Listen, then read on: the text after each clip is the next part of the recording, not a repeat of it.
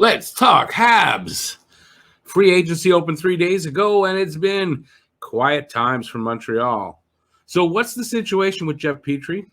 Are the Pierre-Luc Dubois rumors true? Habs signed 2 draft picks and more. Hey everybody, I'm Rick. Welcome to Talking Habs, where you get your daily fix of Bleu Blanc Rouge. So I've got a bunch of things from development camp and then the news after the free agency period opened. And let's get started. I was impressed by the highlights of Lavkovsky, who from now on will mostly, when I remember, he's going to be called SlafZilla, which is courtesy of Kenny B. He's one of my members, and I love that. SlafZilla really kind of works for me for Lavkovsky. So I was impressed by the highlights of SlafZilla that I saw from Habs development camp. He's already the most impressive prospect I've seen here in Montreal in a long time, and that is even over Cole Caulfield, who, I don't know, in development camp when he was drafted, wasn't the most impressive to me that year. That shot from the slot is magic. This kid, you get the puck on his stick, and it's off the stick. It's on and off and in the net. Boom. Such a quick shot between him and Caulfield. So Caulfield and SlafZilla, 2 game-breaking shots when you need a goal to win it. One of the things that Montreal has been horrible at and like dry. They need a goal. Nobody can deliver. I think that those days might be over. I mean, Cole Caulfield started to do that last year and last season. And I think between Caulfield and SlafZilla and then Suzuki feeding them, I think when Montreal needs a goal, we're going to be able to get that goal. Lane Hudson, the 5'8" defenseman who has a bone age problem, right? His bone age is younger than he actually is. He has paperwork to prove that. I believe him. I don't think it's a stupid story. The Lane Hudson comparisons to Hughes, McCarr, and Adam Fox put him on lofty ground if he hits his potential and adds a couple of inches. If Hudson hits his ceiling, Habs power play will be red hot. This kid is going to be, I mean, as long as he gets to the NHL and does well. This is a power play quarterback, probably the power play quarterback we've been missing, I think. And then you put him with first unit, Caulfield on the left, Suzuki in the middle, Slaf on the right to take advantage of their one-timers, by the way, putting them on their off wings. Gooley, Hudson, wow. Power play is going to get better over the next, 2-3 seasons. And I don't know. I just see really good things for Montreal. Will it all materialize? There's a lot that could go wrong, but Montreal's making the right moves, acquiring the right kind of players. And I'm just really excited for the next 2, 3, 4 years. And then beyond, because once they hit their mark, this will be a team that's, I think, is going to be a contender for a long time once they get there. Habs fan favorite. Oh, this one I've got a picture. Hang on. Habs fan favorite, Mike Pizzetta. I'm calling him Mike now because he's now a regular member of the team. Signs a 1-year, one-way contract. That's important with Montreal for $750,000. He earned it and deserves it. Way to go, Mike. I think we can expect to see Mike Pizzetta for one of the 23-man on the roster. We'll see him regularly. I think he deserves it. I like him on the 4th line. I like what he brings. And he's kind of exciting to watch. I don't know. Now we've got an influx of big players like him. He'll fit right in. And I think, good on him. Good on him. I'm happy they signed him. Next signing is SlafZilla himself. Eurys Lavkovsky signs a 3-year ELC. And the AAV is $150,000, which is the max for these guys signing their ELCs. So he got the max. From what I understand, there's bonuses involved, and he could earn $3.5 million if he hits all the bonuses. Expect Slav to play here in Montreal or Laval this season. I don't think he's going back to Finland. I'll get to that in a sec. If he plays less than 10 regular season NHL games, his first year of ELC slides to the next season. He's got that. You go look on Cat Friendly, slide, whatever they call it. But so if he doesn't play 10 games or more here, he doesn't burn the first year. We'll see. I know people were upset about that, but you don't have to be. Can't wait to see what he looks like in even just in the regular in the in the preseason. Just, I just want to see what he looks like in a regular game, kind of like. And then I think, unless he has a horrible camp, he's going to be starting the season with Montreal. My prediction. Next signing in the last of the signings, Habs signed forward Philip Méchard to a 3-year ELC. That's Slaf's best friend, seems like. He also got the $950,000, the max, over 3 years. I don't know what bonuses he got. I saw Slaf's. It's why Lavkovsky or SlafZilla and Méchard were signed before July 15th. There's a reason for that. If they didn't sign before the 15th, they would actually be able to go, probably had to go back to Finland. I know Lavkovsky had 1 year left with Liga. I'm not sure where Méchard was playing, I guess in Slovakia. They'd have to go back. But by signing them before the 15th, and because they were first-round picks, they are able to stay in North America. Méchard, expect to see him play in the CHL. I want to say with, I don't know. I can't remember the team this season. Yeah, I mean, I explained it. So there you go. So 2 really quick signings, but I think good ones. Lavkovsky, I mean, we understand they've got really high hopes. Méchard too. I don't know a lot about him, but I think we're going to see him over the next couple of seasons. According to GM Kent Hughes, they had trade offers for Jeff Petry, but declined them because they didn't work for Montreal. Hughes won't budge on retaining salary on Petry or on giving up any future pieces. I've got a couple of things on that. So this apparently was a conversation. Take this up between Hughes and Jim Nill, the GM of the Dallas Stars. They had been talking for Jeff Petry, and this was one of the deals that were on the table, except for a problem of retaining salary. On Wednesday, sources informed us that when GM Kent Hughes phoned Dallas Stars GM Jim Nill to reignite a chat held a week prior about defenseman Jeff Petry, he asked if Nill was still interested in acquiring the player. Nill apparently retorted by asking Hughes if he was still unwilling to retain some of Petry's $6.25 million salary over the remaining 3 years of his contract. And Hughes said he was still unwilling. That was that. Kent Hughes is not going to give in on the retaining salary. That's obvious. That's for sure. I got some more stuff on that. We can accomplish a trade. This is about Petry for the trade. Hughes said when he spoke to the media Thursday, there was a video press conference. We had trades available to us yesterday. That was one of them he was talking about. It's about finding that trade that makes sense for Montreal Canadiens, and if we're able to find it, we'll do it. If not, Jeff is going to have to return to Montreal and play here. We love him as a player, and I think he loves everything about Montreal other than the complications from a family perspective. So we'll continue to try. This isn't something that has to happen today, tomorrow. It could happen in a week. It could happen in a month, and we'll continue to work in that regard. Hughes has said he's not in a position to retain any of Petry's salary in a trade and isn't interested in taking on another salary problem or giving up prospects or draft picks in a deal. The GM added the Canadiens are better off just keeping Petry rather than doing that, since he can still fill an important role on a team that is inexperienced on the blue line and doesn't have a lot of depth when it comes to right shot defensemen.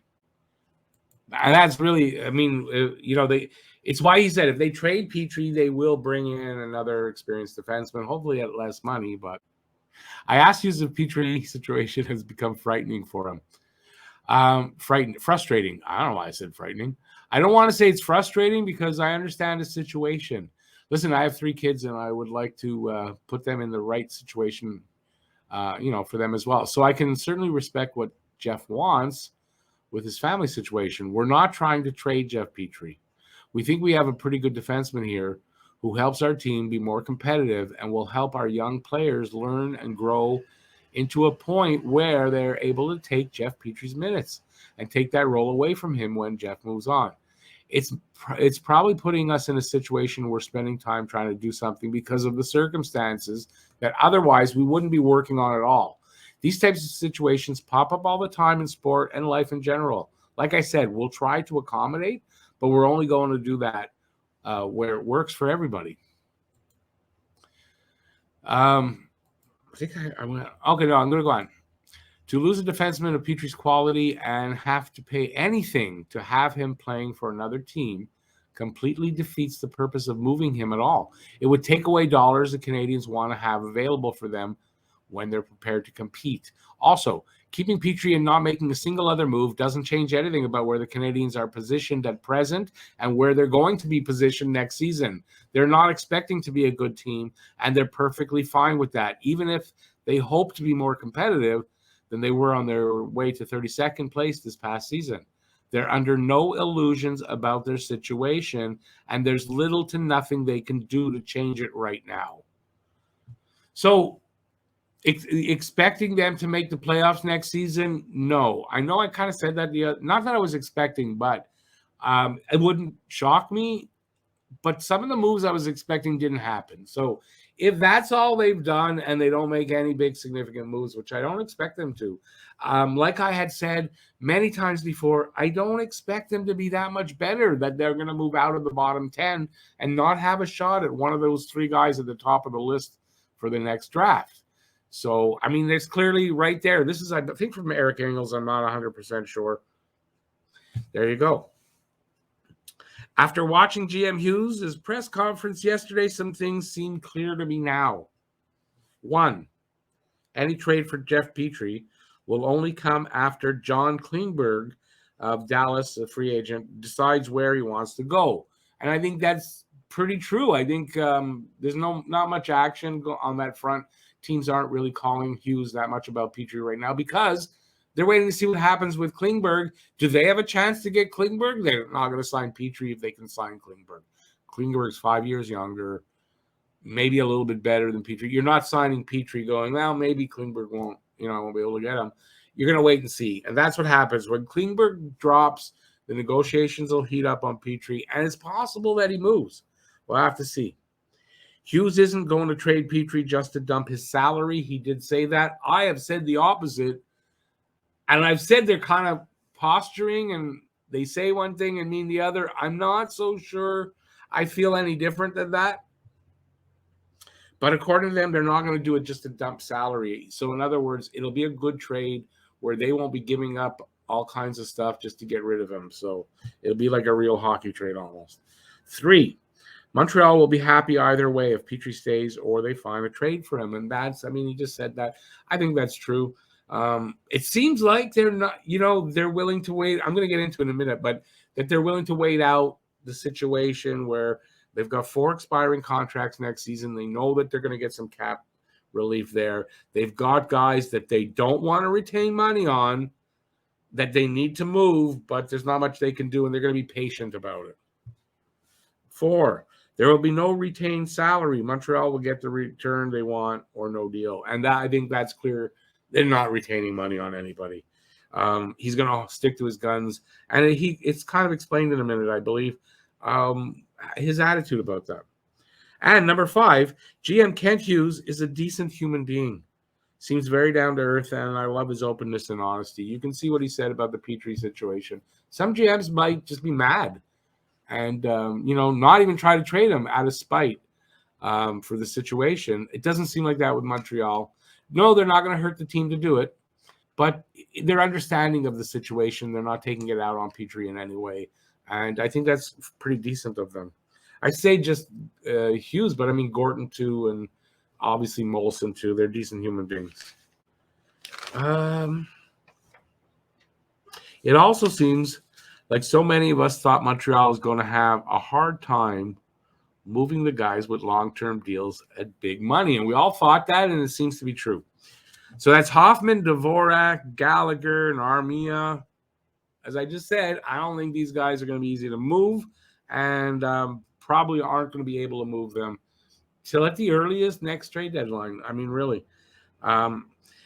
I would add defenseman David Savard to the list, but with the situation on the right side of the D, I think trading David Savard is something Montreal is just not thinking about.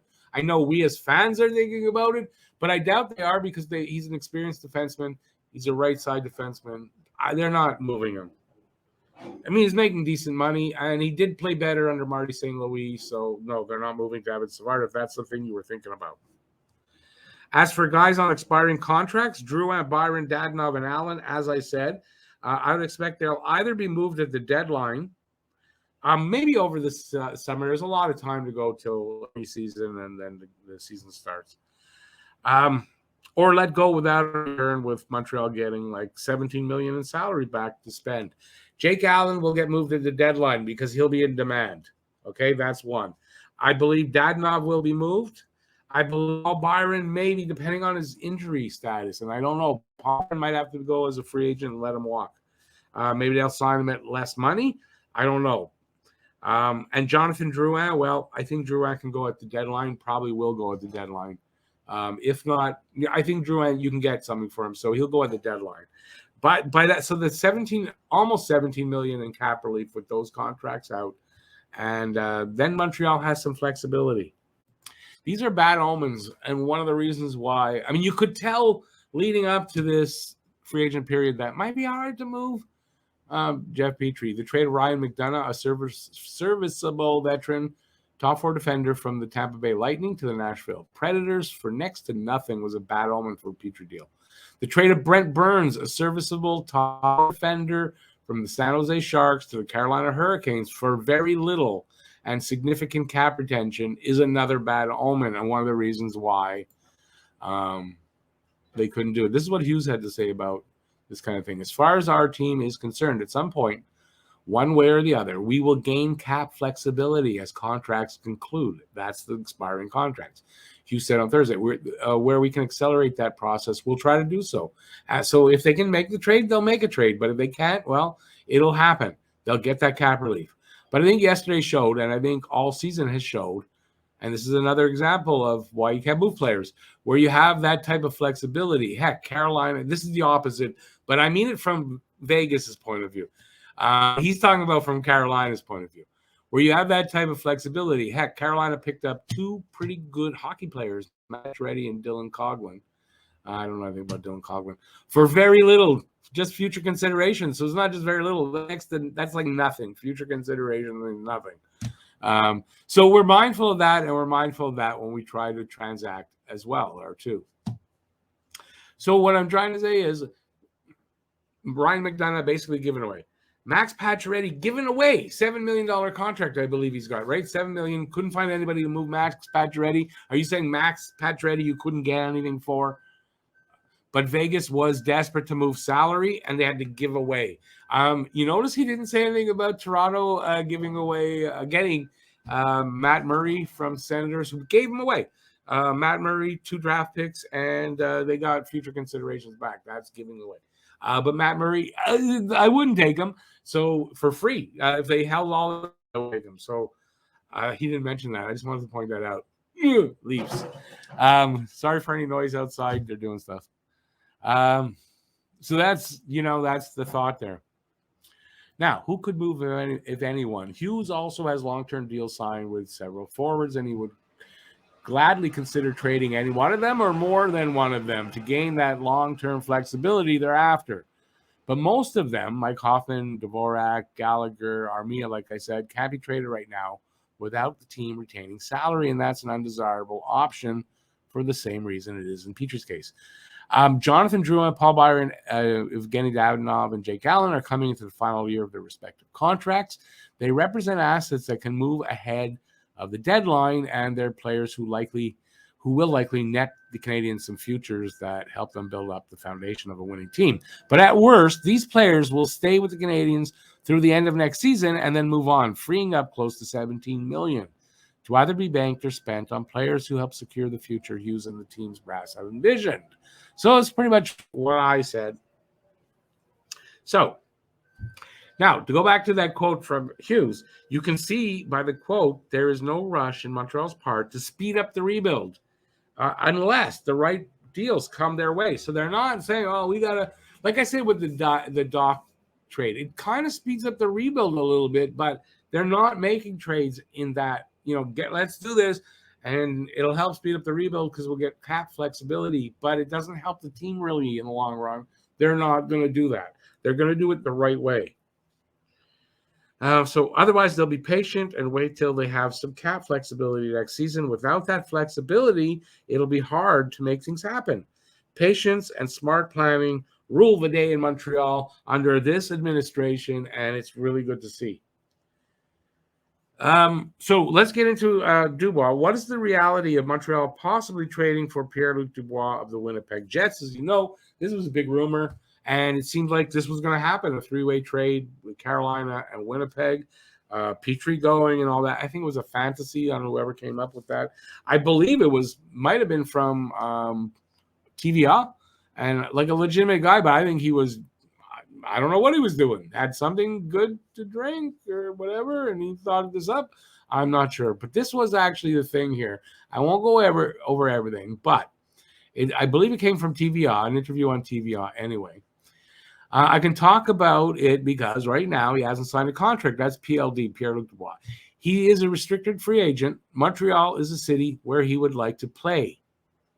And he says that's the only thing he can say at the moment. So this is where that rumor must have come from. And then someone put Carolina in there and all these players. And I think it was all just bullshit, and that's it. So here's I'm going to say this first, and then I got some stuff from Eric Engels. So Eric Engels explains it better than me. But let me say this. I'm 99% sure there will be no trade by Montreal for Pierre-Luc Dubois. I'm sure Hughes will listen to any offers Winnipeg makes and will decide what to do, but won't do anything to hurt the future of this team. And this is explained here by much better by Eric Engels. And so meanwhile, as the hockey world ponders Montreal's interest in restricted free agent Pierre-Luc Dubois, doesn't appear compelled to remain with the Winnipeg Jets and is reportedly interested in playing for the Canadiens, you really have to wonder what Hughes would be willing to do to make that happen at this point in time. It's hard to imagine him paying the hefty price it will surely cost right now to acquire a player who seems willing to sign as an unrestricted free agent in 2 years. And if Hughes were to do it, he'd have to be willing to commit to giving Dubois a contract he hasn't earned yet because he's an RFA and needs a new contract, I believe, Dubois. Or he signed in, I don't know what it is. After topping out at 61 points in a season and only producing 112 goals and 239 points in 361 games since entering the NHL, as the former third overall pick of the Columbus Blue Jackets in 2016. Don't get us wrong. Dubois' profile at 6'2", 205 pounds, and his 8 goals, 22 points in 33 Stanley Cup playoff games makes him an extremely attractive player, especially to a Canadian team that has what seems like an eternal need for that kind of player. Hughes, bound by NHL rules to not discuss a player under contract with another team, even generalized that the Canadiens would only naturally have interest in a big established NHL centerman. So Winnipeg called him and talked to him about it. He listened, but he can't talk about if he just can't talk about it. But he'd listen if they called him, is what he's saying. But giving up a ton to get Dubois and then paying him a ton for his upside instead of allowing him to prove what he's worth and hoping he'll choose the Canadiens in free agency 2 years down the line, it could damage Hughes' long-term plan as much as it could help it. And GM's approach to Petry's situation says much about how he feels about potentially damaging his long-term plan. It's most likely Hughes does not act on this if the Jets are even willing to talk trade. So we don't even know that. Even if it risks things that could happen to take Dubois out of the Canadiens' orbit down the line, meaning that Dubois could be traded and sign with another team. He could choose another team in free agency. It's very possible. That's what that means. They're not going after Dubois. It was a rumor. It's not going to happen. I, at this point, would be shocked. Would I like Dubois there and have Suzuki, Dubois, Dak, and Evans as the centers down the middle? We'd be awesome. It's not happening. Can't afford it anyway right now, and it's not happening unless they take money off our hands to get. It's not happening. And that's it. That's everything. Let me know what you think. Thanks for watching. If you like the video, give a thumbs up. Please subscribe if you haven't already. Stay safe out there. Peace out, y'all. And hey, check out a video. It's probably just showed up over there at some point. If you want more Talking Habs content, just click over there. Bye, everybody. Have a great day.